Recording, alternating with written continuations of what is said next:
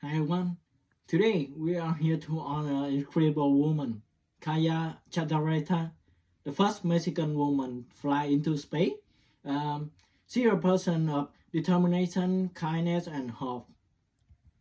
Since she was a child, Kaya always dreamed of reaching the stars. Growing up in immigrant family, she faced many challenges, like learning a new language and struggling with financial difficulties.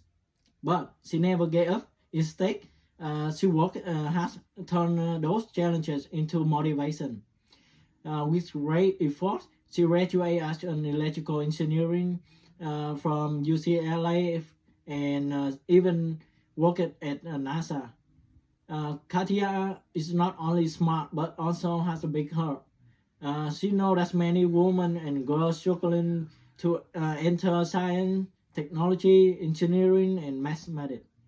That's why she always encourages and inspires them to follow their dreams.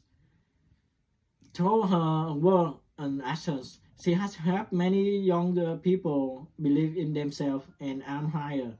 Most importantly, Kaya is a symbol of hope. Even when she failed, she never let it her stop her.